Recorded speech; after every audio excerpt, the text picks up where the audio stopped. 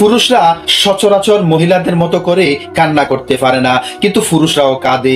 কখন কাঁদে কেউ কি জানেন? যদি না জেনে থাকেন তাহলে জেনে নিন।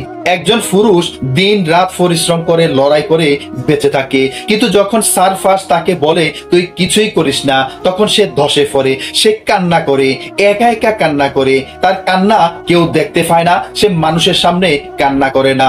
একজন পুরুষ তখন কাঁদে যখন তার ভালোবাসার মানুষ তার বিশ্বাস ভেঙে চলে যায়, যাকে সে নিজের চাইতেও বেশি ভালোবেসেছিল।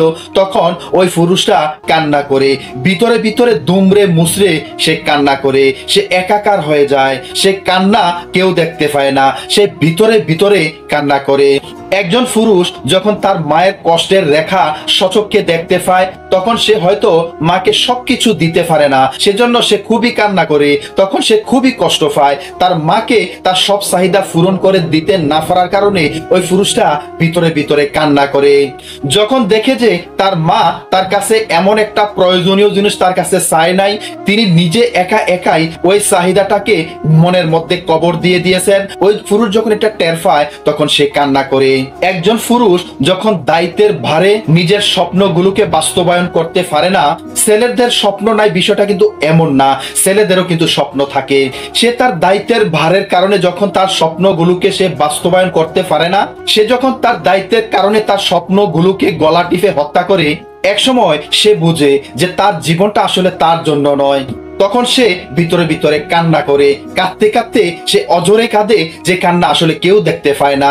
একজন পুরুষ যখন দেখে যে তার কষ্ট বোঝার মতো কেউ নেই, তার কষ্ট কেউ বুঝতে চায় না, যখন ওই পুরুষটার কষ্ট নিয়ে অন্য কেউ হাসছে মজা করছে, এমন যখন ওই পুরুষটা বুঝতে পারে, ওই পুরুষটা তখন আর কান্না করে না, তার কান্না সে গিলে ফেলে। আর তার গিলে ফেলা এই কান্নাই একসময় বিষাক্ত হয়ে ওঠে তার জীবনের জন্য।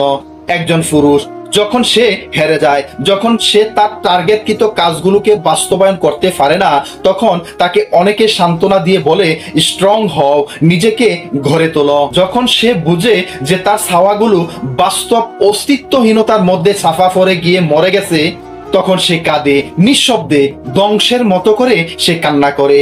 একজন পুরুষ সে সবচেয়ে বেশি কান্না করে ওই সময় যখন সে সিজদায় পড়ে আল্লাহ তাআলার কাছে বলে, হে আল্লাহ, আমি তো আর পারছি না, আমি তো শেষ হয়ে যাচ্ছি।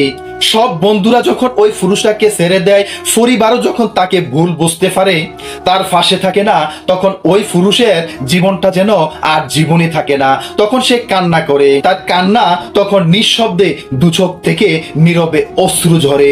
সেই পুরুষ কাঁদতে কাঁদতে বেহাল দশা ওই পুরুষটার হয়ে যায়। আপনারা মনে করিয়েন না, যারা মহিলা আছেন, যারা মেয়েরা আছেন, যারা মা বোনেরা আছেন, আপনারা মনে করেন না যে আপনারা পুরুষরা কান্না করে না, আপনাদের পুরুষরাও কান্না করে।